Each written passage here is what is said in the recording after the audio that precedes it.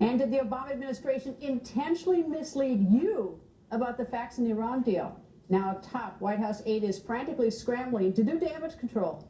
Ben Rhodes, the Deputy National Security Advisor for Strategic Communications, may have used the press to do this misleading. Tonight, Rhodes is doing everything he can to backpedal, but that's not all. He also got caught ridiculing members of the press, although that's not a felony. In a New York Times Magazine profile, Rhodes is quoted as saying the White House created an echo chamber to build up support for the controversial Iran nuclear deal. Rhodes claimed they used friendly reporters to sell the deal to Americans. But in a new post on the website Medium, Rhodes now saying the White House made no attempt to mislead the public. Former U.S. Ambassador to the United Nations, Ambassador John Bolton, goes on the record. Good evening, sir. Glad to be here. Can we all agree it's not a felony to ridicule the press, for starters?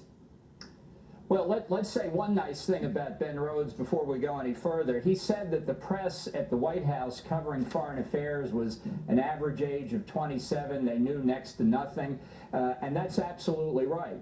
So he had an audience that they knew how to play, and they played him like a Stradivarius. The press were their lapdogs for this, and Rhodes got it exactly right on that point. Now we can talk about the rest of it. Would you not, though, blame the news organization? Let me just step back, because they're not sending reporters anyplace. Reporters aren't going off to Pakistan or Afghanistan or Iraq anymore. I mean, they pretty much are, news organizations just aren't sending reporters around the world anymore.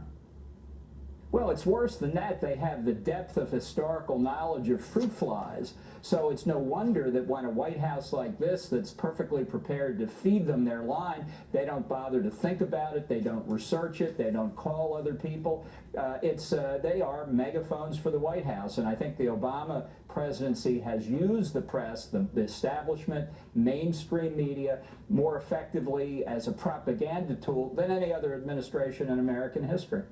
All right, now to perhaps the more serious issues, whether we were misled about the Iran deal. Your thoughts on that?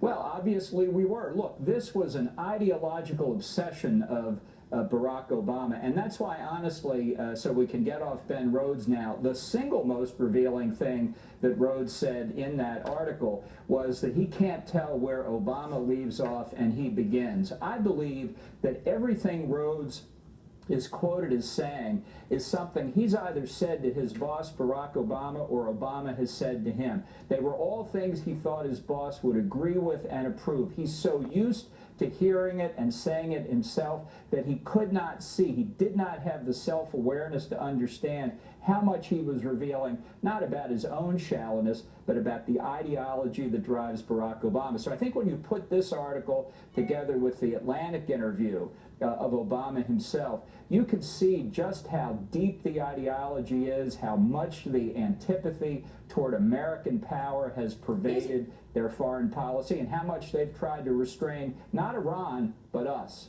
All right, we have 30 seconds left. Does not every presidential administration going back decades do a little bit of this misleading, or is this fundamentally different? I think it's fundamentally different. I think simply the creation of the idea that there was a group of moderate Iranians that were trying to reach a nuclear deal with the rest was a fundamental fabrication, as anybody who knew anything about President Hassan Rouhani's background could have explained. But nobody bothered to ask, nobody went into it, even though a lot of Rouhani's revelation of his own deception in earlier negotiations had been reported in no less than the august pages of the New York Times. Ambassador, thank you. Nice to see you, sir. Thank you.